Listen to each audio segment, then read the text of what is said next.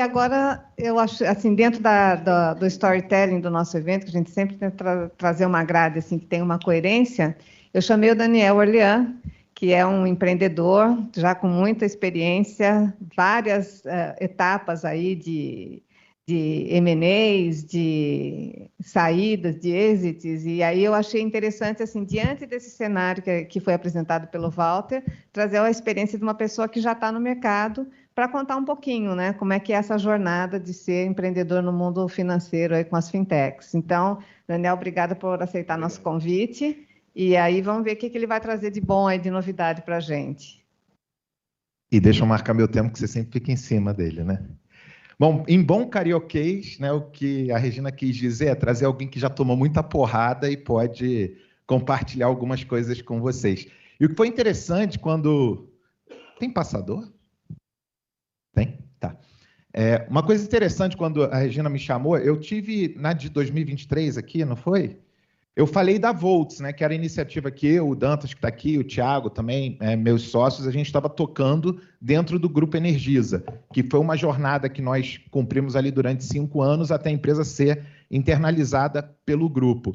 E aí eu perguntei para ela, falei, tá bom, obrigado pelo convite, né? Você quer que eu fale do quê? Quer que eu fale de crédito? Quer que eu fale de uso de IA para escoragem, né? Porque é muito bom falar depois do Walter, porque o Walter vai, coloca todos os fundamentos, toda a jornada, tudo que está acontecendo, tudo que ele acredita, né? E aí ela veio e me pede, não, eu quero que você fale de resiliência.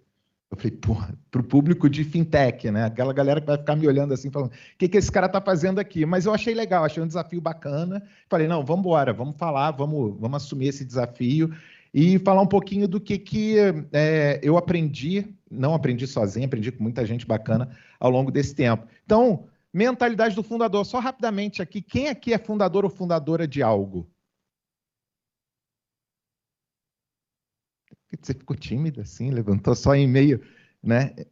Em meia altura, assim, tá, legal. Quem é que é fundador de mais de uma fintech, de mais de uma empresa? Então, temos só um serial lá, 2, 3, 4. Legal, beleza. Quem é que se considera empreendedor ou empreendedora?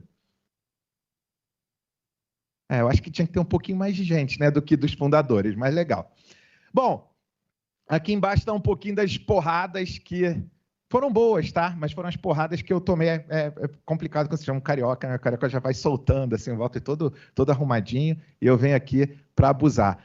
Um pouquinho da história, só para explicar por que eu estou aqui, por que eu acho que, de alguma maneira, a Regina me chamou para falar disso. Eu relutei muito, durante muito tempo, quando as pessoas iam me apresentar, falavam assim, empreendedor em série. Eu não achava sério ser chamado de empreendedor em série, né? Porque parece que você não tem foco. Mas quando eu olhei para trás, eu vi que, cara, até que eu tô há 25 anos no mercado e eu estou há 10 anos em fintechs. As pessoas falam, pô, mas tem tanto tempo assim em fintech? Eu, de 2000 a 2015, eu fui empreendedor na área de educação, de tecnologia com educação. Eu sou engenheiro de computação pela PUC do Rio, fiz mestrado numa área que depois eu fui descobrir que era IA generativa, porque nem tinha esse nome na época. Vendi minha empresa em 2015, né?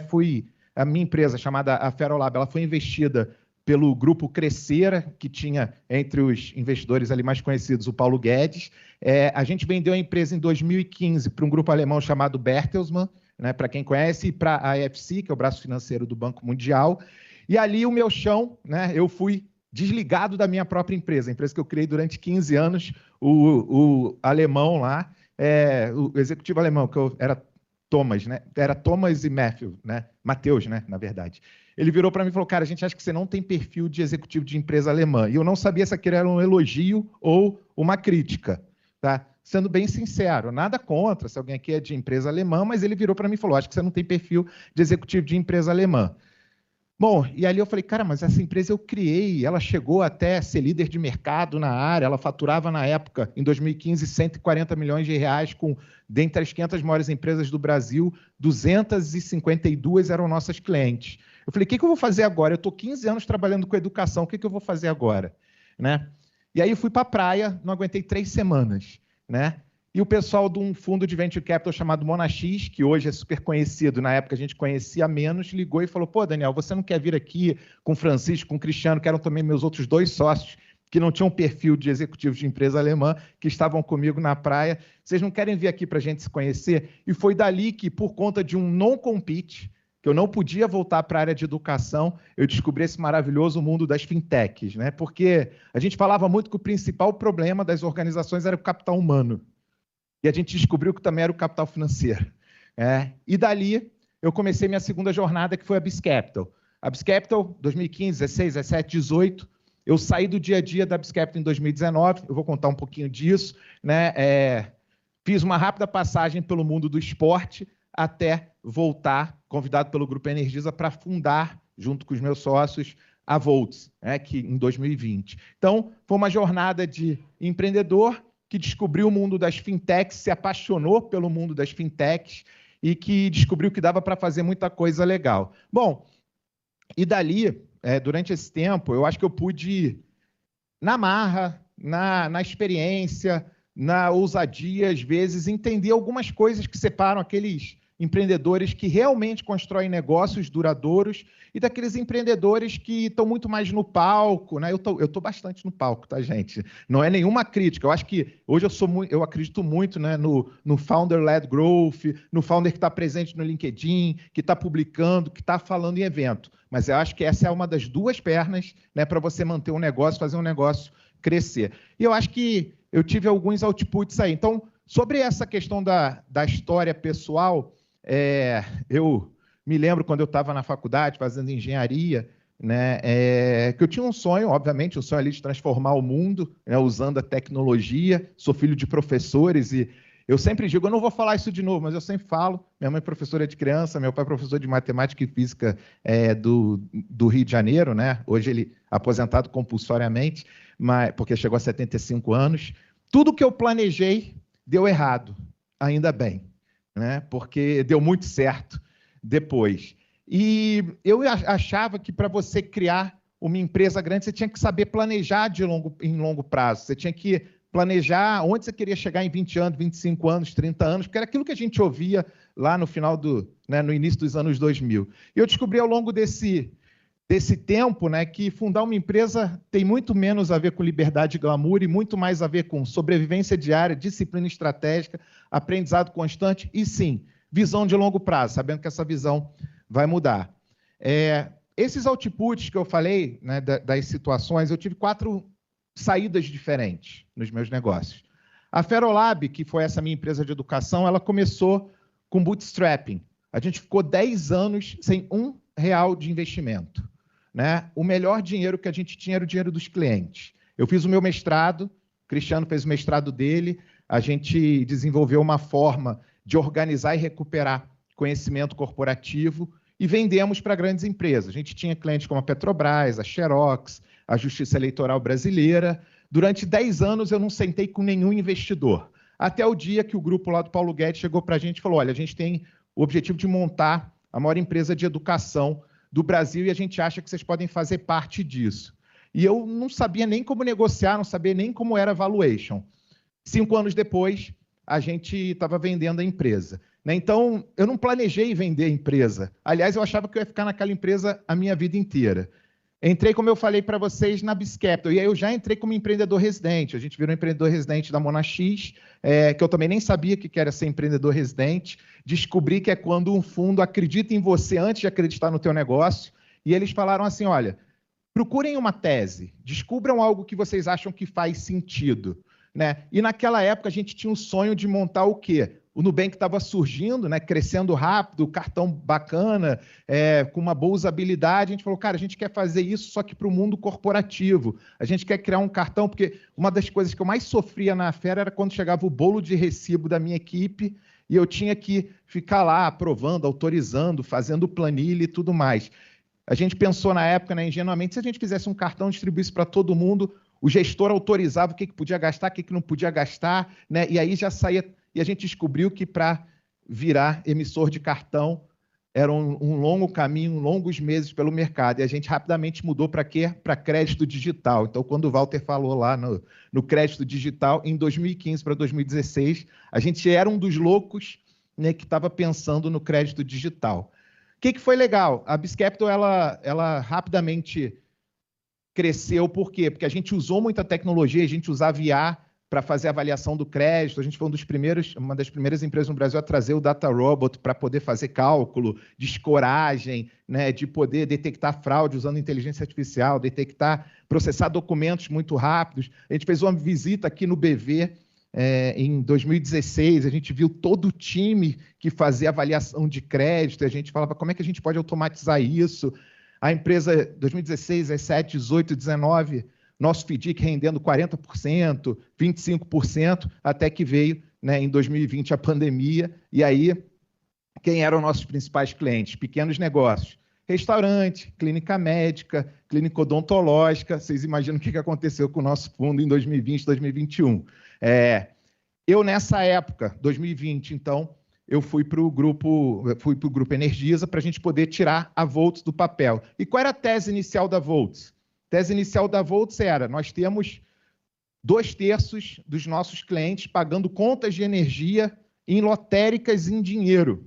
E isso custa para o grupo 90 milhões de reais por ano, né? E o que a gente tirou dali? Vamos bancarizar todo mundo. Pô, em 2020, né? Criar conta digital era o que estava todo mundo querendo fazer. A gente chegou a ter 1 milhão de clientes na nossa conta digital e uma conta negativa, porque ninguém cobrava taxa, né? A gente tinha os caçadores de cashback, de cupom, de uma série de coisas. A gente falou, cara, conta digital não vai ser o que vai levar a Volts para frente. Em alguns 2 anos depois, a gente tinha 9 produtos diferentes, desde crédito para pagamento de conta, arrecadação, crédito para fornecedor, antecipação de recebível. Então, a gente ali teve muito essa questão da resiliência, de que a conta digital não era o caminho, mas que o Embedded Finance, foi a primeira vez que eu ouvi falar em Embedded Finance, podia ser esse caminho. Em 2025, né, a Volts, já lucrativa, já sólida, com os 9 produtos rodando, com mais de 120 milhões por ano de geração de crédito só para cliente do grupo, melhorando muito o PSLD, diminuindo a inadimplência do grupo de energia. Eu e meu sócio, a gente falou, cara, a gente quer levar isso para o mercado, a gente quer levar para outras utilities, a gente quer levar essa tese do Embedded Finance. E o Grupo Energisa, né, dentro do seu mercado, uma empresa de 120 anos, do seu conservadorismo, falou, cara, então vamos fazer o seguinte, a gente internaliza a Volts e vocês tocam com tudo que vocês desenvolveram aqui, a Lift. Então, essa é só para contar rapidamente um pouco da história, né, das 4 experiências diferentes de construção de fintechs, construção de empresas, para eu poder dizer um pouquinho o que eu acho, minha opinião, tá? Não estou longe de ser dono da verdade, mas a minha opinião é que durante esses 20, 25 anos, eu acredito que pode ter feito a diferença. Primeira coisa que a gente sempre foi muito focado em se apaixonar pela dor, parece meio sádico o que eu vou falar, mas não é isso, tá? Se apaixonar pela dor dos clientes e não pelas soluções que a gente criava. Eu me lembro que todas as vezes o pessoal falava que para você ser empreendedor você tinha que ser inovador, você tinha que ser criativo. Nenhum negócio que eu criei foi uma ideia doida que eu tive. Eu sempre me achava pouco criativo, porque o que deu certo na Afero? Educação corporativa, que era algo que já se fazia há muito tempo. O que deu certo na BizCapital? Crédito, digital, mas crédito. O que deu certo na Volts? Também oferecer crédito para o cliente. Né? E o que a gente entende na Lift? Cara, aquilo que a gente fez na Volts, a gente poder levar para outras. Então, a gente se apaixonar pela dor do cliente e não por soluções que a gente tira da nossa cabeça. Uma das coisas que a gente também percebeu durante esses anos todos é que a escolha dos primeiros talentos fazem muita diferença. Né? A gente errou muito na formação dos times, mas aquelas pessoas que ficaram e que compartilhavam os valores que a gente queria construir nas nossas empresas é que fizeram a empresa perdurar ou sofrer. E o terceiro, que é meio contracorrente aqui, né? que se fala muito aquilo do primeiro você faz, depois você melhora, né? Que até a trend, assim, não sei quem entrou nessa, primeiro você faz, depois você melhora. Eu não sei como é que eu mudaria isso, não. Eu até acredito que primeiro você faz, depois você melhora. Mas começa fazendo bem já, tá? Não começa uma fintech de qualquer jeito, porque nesse mercado não tem espaço para fazer de qualquer jeito. E o que eu achava muito legal quando o Walter mostrou lá que hoje a mentalidade dos founders é você ter mais pé no chão, você ter fundamentos, né? Você ter unit econômicos que fazem sentido. Eu lembro que eu tomei muita pancada de conselho. Eu lembro uma frase que eu ouvi até hoje, um dos investidores, não vou citar qual, que ele falou assim, pô, mas você está com caixa cheio do dinheiro que a gente investiu em vocês e você não está gastando. Né? Você é muquirana. Eu falei, porque eu ainda não encontrei onde gastar de forma que eu acredito. Né? E, por acaso, a gente acabou tendo runway bem maior do que outras empresas que estavam no nosso mercado. Quando eu cedi, né, numa das coisas que a gente cedeu, numa dessas operações, que era exatamente a da conta digital, a gente gastou muito dinheiro que poderia ser melhor investido em outras coisas. Então, muitas vezes, você começa pequeno, já pensando de forma grande, com muita disciplina estratégica, no compliance, nos riscos, nos processos, sem abrir mão da mentalidade ágil. Muitas vezes as pessoas falam que mentalidade ágil parece o inverso de você ter disciplina estratégica. Não é exatamente o contrário. A maior disciplina estratégica que eu acho que empresas na área de tecnologia podem ter hoje é você ser ágil, você saber responder rápido, sem abrir mão do trilho que você precisa causar. Então, uma das coisas que essa transformação... isso é slide de engenheiro, tá? Bem simples, mas é fácil de explicar. A gente só conseguiu criar empresas que fizeram sentido no mercado. A gente estava sempre olhando as três coisas. Eu tenho um monte de amigos, um monte de colegas que olhavam só a solução. Né? Vamos criar uma solução, depois a gente descobre como a gente ganha dinheiro. Para muitos, isso parece uma frase óbvia. Para quem está no mundo do empreendedorismo, sabe que não é. Vou olhar para vocês aqui, que eu já vi que vocês reagem.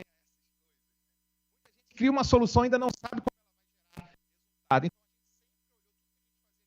olhava assim, qual é a dor, por que isso importa e como é que a gente pode resolver. Muita gente começa ao contrário. O que eu tenho de solução ou tecnologia? Vou buscar um problema e depois eu vou descobrir para quem que isso está impactando. Parece tão óbvio, não parece?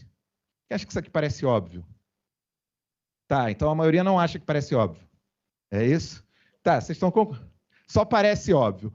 Mas, às vezes, os maiores aprendizados que você tem são quando você pega as obviedades, né? E o caos como um terreno fértil. Startup não cresce num ambiente de ordem, mas também não cresce num ambiente totalmente desorganizado. É o que eu chamo de caos com preparo. Você tem que saber viver no caos. E a única coisa que você domina é o teu preparo e o preparo da tua equipe. Você não vai saber qual é a próxima curva que você vai ter que fazer, mas você tem que ter um bom pneu, você tem que ter um bom volante, você tem que ter um bom copiloto. Né? E você tem que ter um vidro limpo, um bom retrovisor para poder fazer tudo isso. Então, a única coisa que a gente consegue no mundo de startups e fintechs, quem acha que vai saber, né? Eu acho que o Walter desenhou muito bem, mas daqui a um ano a gente vai olhar alguma novidade que a gente não estava no nosso radar. E se a gente não tiver time preparado, a gente não vai saber responder com agilidade. Então, é o que eu estou chamando aqui, né, de musculatura do fundador, que não é só do fundador, é do time todo. Mas, primeiro, saber tomar decisões com informação incompleta. Ficou repetido ali, incompleta, né? Confiar na intuição, mas ser orientado a dados. A motivação em meio à incerteza. Compartilhar sonho. Né? Acho que você não vai saber, dentro de uma startup, onde você vai chegar daqui a 2, 3 anos. Você vai planejar. Né? Acho que o Eisenhower que falava que os planos são inúteis, mas o planejamento é fundamental. Você vai planejar.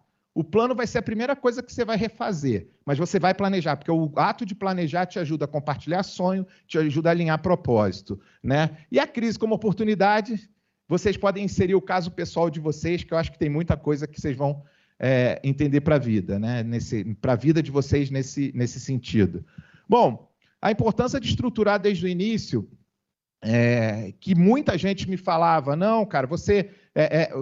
fake until you make it, né? Que foi uma frase que ficou muito, muito famosa, muita gente se ferrou por isso. A gente sempre tentava descobrir como que a gente ia chegar lá e não ganhar tempo para poder fazer algo que fizesse sentido. Pode ser que nos Estados Unidos funcione diferente. No Brasil não funciona o fake until you make it. Não sei quem concorda, mas não funciona. Você tem que ter clareza de quais são os caminhos possíveis que você vai fazer. Né? A gente diz que no Brasil até o passado é incerto, então imagina a questão do futuro. Vai ter um papo que vai falar sobre isso muito melhor do que eu, mas eu acho que atrair os investidores certos faz toda a diferença entre um projeto de sucesso e um projeto que não tem tanto sucesso assim. Né? A gente, às vezes, fica A gente ficava naquele furor, né, antes da gente ter toda essa rearrumação do mercado nos últimos anos, dos investidores começarem a olhar para o mesmo lado que os fundadores estão, né, querendo discutir fundamentos econômicos e não jorrando dinheiro porque a liquidez está alta. E aí a gente viu muita gente tomar decisões erradas, botando para dentro do cap table, botando para dentro das empresas, investidores que não estavam alinhados com os mesmos valores. Investidores errados podem destruir a visão. Às vezes é melhor você gastar menos, preservar mais o caixa, não tomar decisões tão erradas do que trazer para dentro o investidor que pode ter certeza vai destruir valores. Então, tem o smart money que falam tanto, e as pessoas não costumam falar com tanta abertura do dumb money, né? do dinheiro burro. Você tem o dinheiro inteligente e o dinheiro burro. O smart money traz mais que capital, óbvio. Né? Quem vai te ajudar com a expertise do teu mercado, com networking, com mentoria. Os melhores VCs que eu tive prazer de trabalhar foi a própria Monax, né? Que desde o início trabalhou com a gente na Biz Capital com muita clareza, com muito focado nos empreendedores, porque eles sabiam que o sucesso dos empreendedores era fundamental para o sucesso da empresa. Mas é claro que existe a Power Law, né? Não sei quem conhece o conceito de Power Law, das 30 empresas que eles estavam investindo, 3 iam bombar. Então, a gente tinha muita seriedade, muita clareza entre, cara, a gente quer que vocês estejam dentro dessas 3, mas tem outras 29 que podem ser candidatas a essas 3. Então, era um investidor que trabalhava muito em conjunto. Eu já tive investidor que, na verdade, queria só que a gente aparecesse e não construísse coisas sólidas. Então, que é o tipo do dumb money, né? Que é apenas o dinheiro sem elemento de visão. Então, o aprendizado disso tudo é ter visão compartilhada sem perder a disciplina financeira. Pô, saiu dali. Saiu dali só. O risco de escalar o vazio, crescer rápido sem fundamentos, também é uma coisa bastante importante. Né? E como é que a gente encarava o crescimento sustentável? Primeira coisa é ter estratégia e propósito gerando impacto duradouro.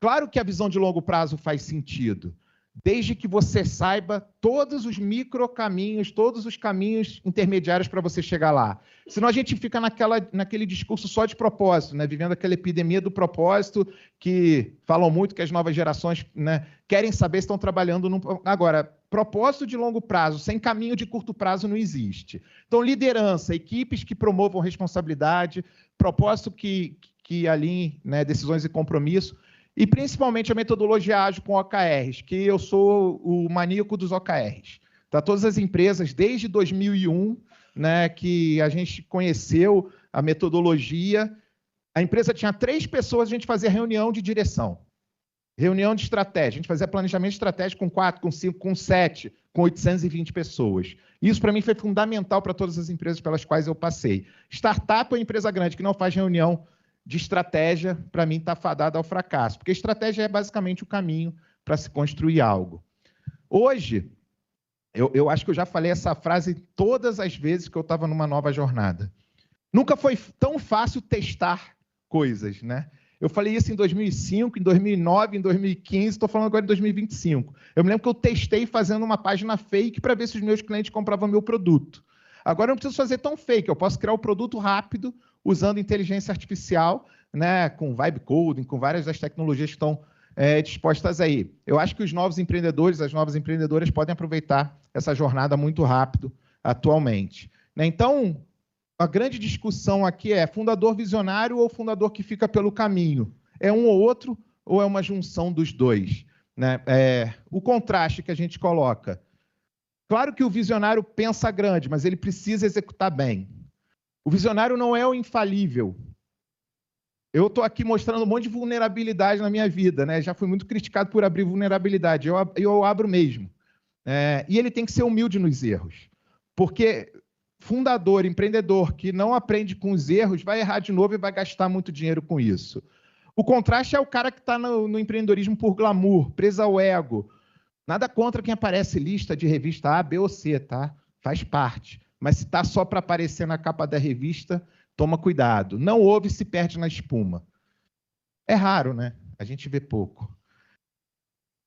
E o fundador não é o herói perfeito, né? O que aprende a cair, levantar e continuar, que compartilha esses erros com humildade. E uma das coisas que eu acho que é mais importante é a gente saber a hora que não é mais a nossa pegada, né? Eu acho que uma das coisas principais da minha jornada do fundador, minha jornada de empreendedor, foi entender quando eu não era a melhor pessoa mais para tocar um negócio. Que eu sei no que eu sou bom. Eu sou bom em vender o conceito, eu sou bom em construir estratégia, mas eu sou um péssimo gestor financeiro, por exemplo. Eu sempre precisei de um CFO muito bom do meu lado. Eu sempre precisei de um COO que acreditasse bastante. A gente usava até analogia. O Daniel vem derrubando as árvores. Nada, é só analogia, tá, gente? Nunca derrubei árvore, mas o Daniel vinha derrubando as árvores e sempre tinha, né, um sócio, um cara muito bom junto, organizando a bagunça que ele tinha causado, para o bem. Bagunça para o bem, quem é empreendedor sabe do que eu estou falando. Tá? Então, tem uma hora que você tem que saber que é a tua hora de passar o bastão, que é a tua hora de trazer gente melhor que você para uma série de frente, que é uma discussão que apareceu ano passado, exatamente na... O que é melhor para uma empresa crescer? É a mentalidade do fundador ou a mentalidade do executivo? Então, aqui tem um pouco de uma evolução um pouco mais romântica, né? Eu poderia botar ela muito mais detalhada, que muitas vezes o fundador é aquele cara que acende a chama, mas você precisa ter gente para manter a fornalha acesa. Você precisa ter gente com papel de executivo, papel de sucessor, que pode ser até a própria transformação do empreendedor. Tá? Em diversos momentos você vê empreendedores e empreendedoras muito bons que se transformam em grandes executivos. Mas essa transformação, essa evolução tem que acontecer. Tá? Alguns insights práticos, então, entender quando o negócio precisa mais de gestão e eficiência do que de arte e inspiração, que isso vai acontecer. Quando é essa hora de passar o bastão ou quando é a hora de você assumir um papel de conselheiro, um papel, né, de advisor do novo CEO, um papel de transição, que foi um pouco do que a gente fez recentemente, até na própria Volts, para que a empresa fosse internalizada. Não era meu sonho ser diretor de um departamento de uma grande empresa de energia. O meu sonho era criar uma empresa que perdurasse. Então, esse foi um momento importante para a gente. Tá? Tentando resumir um pouco isso, com perdão de ser repetitivo, mas eu bato muito na mesma tecla para me convencer também, porque para você como empreendedor é difícil, né? A verdadeira mentalidade do fundador não é só começar, é saber quando liderar, quando aprender e quando entregar o bastão para que a corrida continue. Tá? Porque a gente não está falando de um sprint solitário. Tem gente que é muito boa em correr um pedacinho, mas é uma maratona coletiva. Você vai ter que passar o bastão em diversos momentos, você vai ter que ter gente que vai te ajudar no teu pace, não sei quem corre aqui, né, que vai te ajudar com a água, que vai te ajudar no planejamento, que vai te ajudar no antes e no depois. Tá? Bom, foi uma fala mais de coração do que de regras para compartilhar um pouquinho dessa história. Não sei, Regina, se eu atendi a tua expectativa, mas estou aqui, meus contatos. Não, com certeza. Não sei se alguém até gostaria de fazer alguma pergunta, né? Mas se alguém quiser aí usufruir, pode também conversar com o Daniel, que ele vai estar aqui durante o evento, pelo menos até a hora do almoço. Depois ele volta para o Rio, né? Que a vida dele de top voice do LinkedIn é concorrida. E ele tem uma outra palestra para fazer ainda hoje no Rio de Janeiro.